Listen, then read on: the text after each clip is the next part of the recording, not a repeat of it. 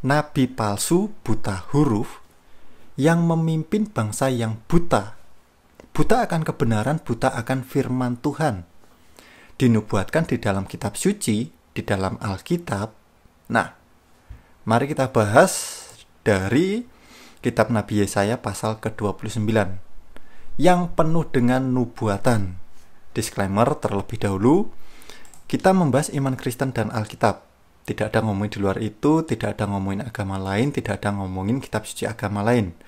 Kita membahas iman Kristen dan Alkitab. Nah, pembahasan kita kali ini yaitu tentang nabi palsu, buta huruf yang memimpin bangsa yang buta. Buta bukan buta mata ya, tetapi buta. Matanya maksudnya nggak bisa melihat ya, tetapi butanya ini buta akan kebenaran. Buta akan firman Tuhan. Nah, mari kita baca dari Yesaya pasal ke-29 mulai dari ayat yang ke-10, 11, dan 12. Mari kita baca ayat yang ke-10. Sebab Tuhan telah membuat kamu tidur nyenyak matamu, yakni para nabi. Nah, ini nabi palsu ya.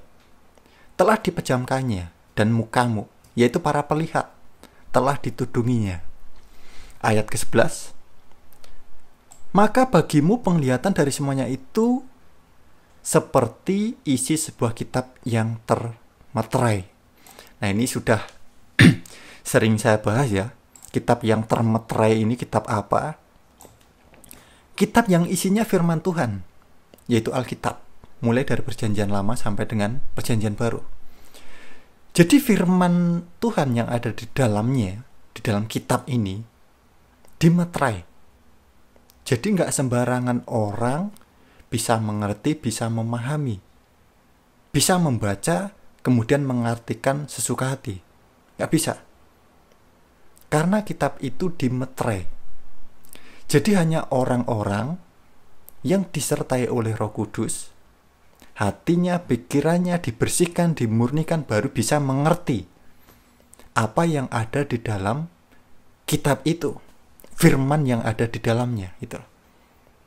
Di luar itu, bagi mereka penglihatan dari semuanya itu seperti isi sebuah kitab yang termeterai, dikunci. Alkitab, firman Tuhan, mulai dari perjanjian lama sampai dengan perjanjian baru. Jelas? Lanjut. Apabila itu diberikan kepada orang yang tahu membaca, meskipun dia bisa membaca, dengan mengatakan, baiklah baca ini, maka ia akan menjawab, aku tidak dapat, sebab kitab itu termeterai. Jadi bukan hanya orang yang tidak bisa membaca. Kalau tidak bisa membaca ya jelas, dia tidak ngerti. Sekalipun orang yang bisa membaca, bahkan di zaman sekarang ini, ketika orang-orang yang di luar kekristenan diberikan kitab suci, Alkitab, perjanjian lama ataupun perjanjian baru, mereka membaca, bisa membaca, tetapi mereka tidak tahu apa artinya, apa isinya. Karena mereka masih terselubung oleh kegelapan. Tidak ada Roh Kudus.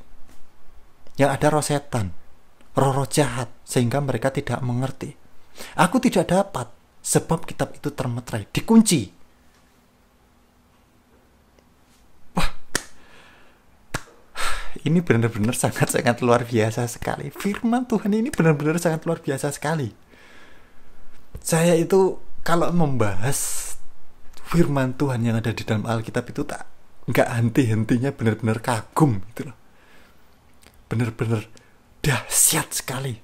Sangat-sangat luar biasa sekali, kawan. Lanjut. Ayat ke-12. Dan apabila kitab itu diberikan kepada seorang yang tidak dapat membaca, nah ini nggak bisa membaca, buta huruf, dengan mengatakan, baiklah, baca ini, maka ia akan menjawab, aku tidak dapat membaca. Jadi baik orang yang bisa membaca ataupun tidak membaca, buta huruf, ketika diberikan firman Tuhan,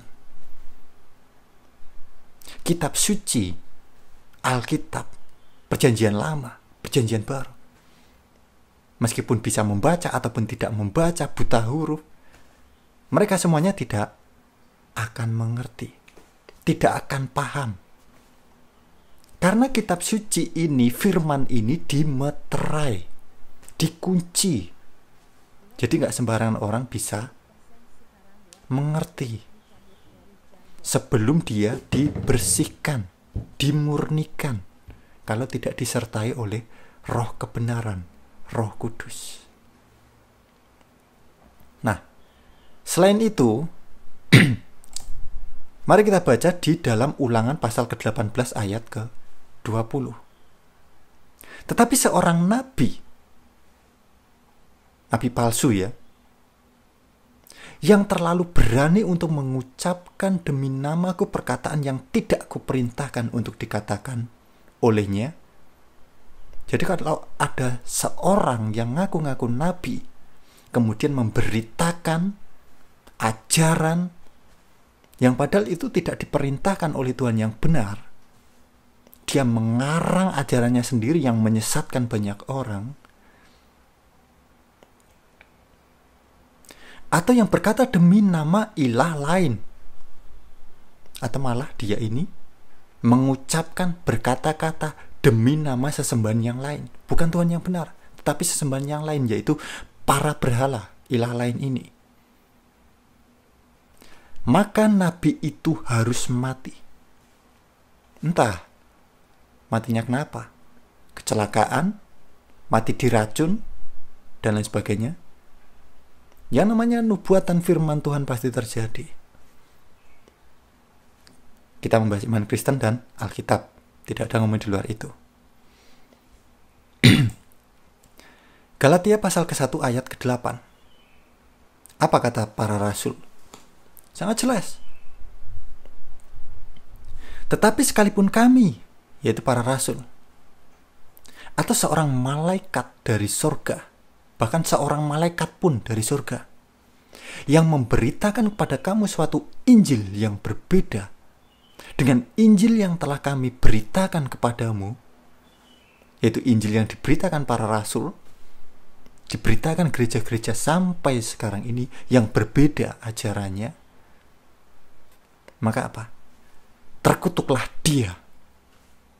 Malaikatnya, malaikat terkutuk, yaitu adalah malaikat pemberontak, malaikat yang melawan Tuhan, yaitu setan, roh-roh jahat, iblis, yang menyamar seolah-olah dia ini malaikat terang, padahal malaikat gelap, yang menemui nabi palsu buta huruf ini.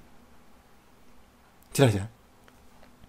Tetapi sekalipun kami, ataupun seorang malaikat dari surga yang memberitakan kepada kamu suatu Injil yang berbeda, yang ajarannya berbeda dengan Injil yang telah kami beritakan kepada kamu, yang diberitakan oleh para rasul, gereja-gereja sampai sekarang ini,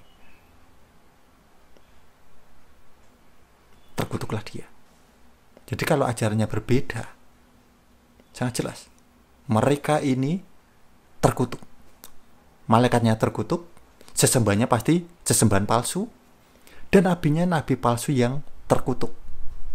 Nabi palsu buta huruf yang kita bahas barusan. Dan bangsa yang buta akan kebenaran, buta akan firman Tuhan. Yesaya pasal ke-29. Contoh ajaran Injil yang berbeda itu seperti apa? Yang sering saya bahas mengenai surga. Ini kan sering sekali ya kita bahas tentang surga. Di surga sangat jelas, tidak ada kawin ataupun dikawinkan. Jadi kalau ada yang mengajarkan bahwa di surga ini ada kawin ataupun dikawinkan, sangat jelas, itu ajaran sesat. Ini Tuhan Yesus Kristus sendiri yang mengatakan, yang mengkonfirmasi. Injil Markus pasal ke-12 ayat ke-24 sampai ke-25. Jawab Yesus kepada mereka, kamu sesat. Justru karena kamu tidak mengerti kitab suci maupun kuasa Elohim. Sebab apabila orang bangkit dari antara orang mati, orang tidak kawin dan tidak dikawinkan, melainkan hidup seperti malaikat di surga. Bukan menjadi malaikat ya, tetapi kehidupannya seperti para malaikat di surga. Hidup kudus, hidup suci, hidup bersih. Jadi kehidupan surgawi dengan kehidupan duniawi ini sangat berbeda sekali. Jelas. Dikatakan di surga tidak ada yang namanya kawin ataupun dikawinkan, melainkan kita hidup seperti para malaikat di surga. Ini yang mengatakan Tuhan Yesus Kristus sendiri. Jadi kalau ada yang mengajarkan bahwa di surga ini ada kawin dikawinkan malah lebih ekstrim, sangat jelas. Dialah si penyesat dan tentulah ajarannya ajaran sesat. Di sini kita membahas iman Kristen dan Alkitab. Tidak ada ngomongin di luar itu. Tidak ada ngomongin agama lain, tidak ada ngomongin kitab suci agama lain. Oke? Nah, jadi seperti itu teman-teman saudaraku semuanya. Pembahasan kita kali ini mengenai bangsa yang buta. Buta akan kebenaran, buta akan firman Tuhan yang dipimpin oleh nabi palsu buta huruf. Nah, baik kawan, cukup sekian dulu video kita kali ini. Semoga teman-teman saudaraku semuanya terberkati. Untuk teman-teman yang mungkin baru saja menonton video di channel YouTube Pusat Rohani, bisa dukung kami dengan cara tekan tombol subscribe-nya, bisa like untuk mendukung channel ini agar terus berkembang dan mewartakan kerajaan Tuhan kita Yesus Kristus. Untuk teman-teman yang sudah subscribe, sudah like, terima kasih banyak. Nah, baik kawan, cukup sekian dulu video kita kali ini. Damai Tuhan kita Yesus Kristus beserta kita semuanya. Terpujilah Tuhan kita Yesus Kristus. Amin.